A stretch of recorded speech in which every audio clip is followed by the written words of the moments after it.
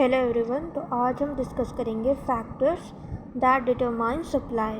जो भी फैक्टर्स जो कि सप्लाई को डिटरमाइन करते हैं या इन्फ्लुएंस करते हैं उनके बारे में। तो यहाँ पे है कि पहला है प्राइस ऑफ द गुड। जो भी गुड है जिसकी सप्लाई हो रही है उसकी प्राइस है। दूसरा है प्राइस ऑफ अदर गुड्स, जो और गुड्स हैं उससे रिलेटेड उनके प्राइजेस से। थर्ड है price of the factors of production, जो 4 फैक्टर्स ऑफ प्रोडक्शन है उनके प्राइजेस से। और चौथा है द स्टेट ऑफ टेक्नोलॉजी, जो टेक्नोलॉजी है वो कैसी है। पहले है price of the good. When price of good increases in the market then the producer produces more good and supplied in the market for profit maximization. यहाँ पे है कि जब भी जो गुड्स है जिसकी सप्लाई हो रही है, जो प्रोड्यूसर जिसकी सप्लाई कर रहे हैं मार्केट में, वो अगर मार्केट में उस चीज़ की प्राइस बढ़ जा रही है तो जो सप्लायर्स क्या करते हैं उसकी सप्लाई भी बढ़ा देते हैं। तो प्राइस ऑफ गुड में और सप्लाई में कैसा रिलेशन है, पॉजिटिव। और यही लॉ ऑफ सप्लाई भी था कि उसमें क्या होता है कि अगर प्राइस ऑफ गुड बढ़ रहा है तो जो सप्लायर्स रहते हैं उस चीज़ की सप्लाई भी बढ़ा देते हैं फॉर प्रॉफिट मैक्सिमाइजेशन। उसके बाद है price of other goods. The price of other related goods also influences the supply of the particular good. Like for example, supply of ceiling fan increases then the supply of standing fan is decreases.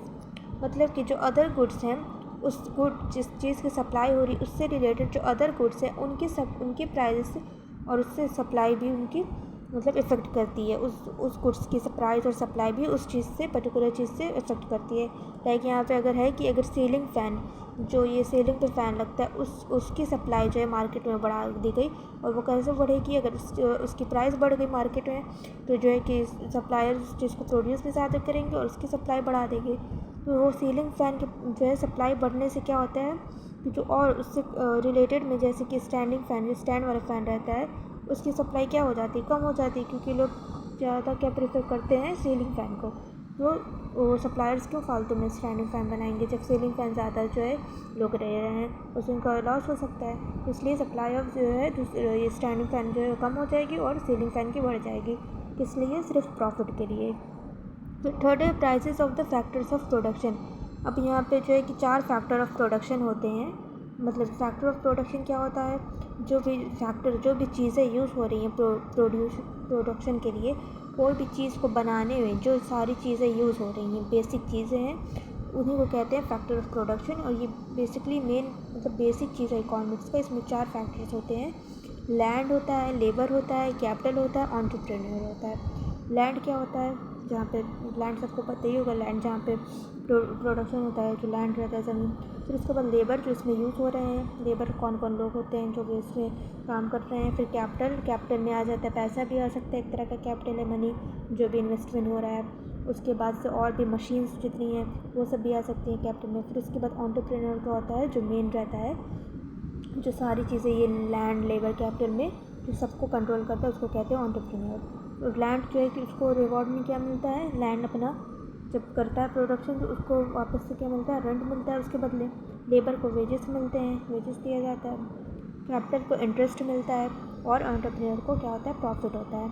तो ये चारों होते हैं factor of production. अब क्या होता है, इससे सप्लाई से क्या इफेक्ट होता है कि if factor of production prices increases then supply increases because the cost of production increases to supply increases. मतलब कि अगर फैक्टर ऑफ प्रोडक्शन जितने भी हैं, ये चारों, लैंड, लेबर, कैपिटल, एंटरप्रेन्योर, इन सबों की प्राइस बढ़ा दी गई। मतलब कि लैंड को ज़्यादा रेंट चाहिए, लेबर को ज़्यादा वेजेस चाहिए, कैपिटल को भी इंटरेस्ट ज़्यादा चाहिए।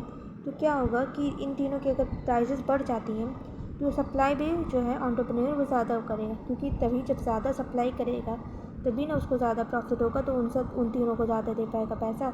वरना अगर कम ही सप्लाई करेगा तो कैसे, उसका तो लॉस ही हो जाएगा, फिर उसको और तीनों को भी देना है। तो इसीलिए अगर इन तीनों का रेंट, जैसे लैंड का रेंट बढ़ गया, लेबर वेजेस ज़्यादा मांगने लगे और इस कैपिटल का इंटरेस्ट बढ़ गया, तो जो एंटरप्रेन्योर क्या करता है कि जो सप्लाई हो रही है, जो प्रोड्यूस वो कर रहा है, उस चीज़ को ज़्यादा सप्लाई करेगा ताकि ज़्यादा उसको प्रॉफिट हो। और फिर उसके बाद से उन सबों को, तीनों चीज़ों को दे दे, लैंड को रेंट, लेबर को वेजेस और कैपिटल को इंटरेस्ट। और चौथा है state of technology. If technology increases then production increases, cost of production increases, so supply increases. मतलब कि स्टेट ऑफ टेक्नोलॉजी में क्या होता है कि अगर टेक्नोलॉजी, जैसे कि पहले बहुत ही पुरानी मशीन यूज़ हो रही है या फिर सिर्फ लेबर ही यूज़ हो रहे हैं। अब बाद में जो है कि टेक्नोलॉजी बढ़ गई, अब मशीनरी यूज़ हो रही है, अलग अलग नई नई मशीन्स आ गई टेक्नोलॉजी। तो ये टेक्नोलॉजी अगर बढ़ जाती है तो कॉस्ट ऑफ प्रोडक्शन भी तो बढ़ता है, क्योंकि वो जब मशीनरी आ रही है तो वो फ्री में तो आएगी नहीं, पैसे से आएगी, महंगी रहेगी।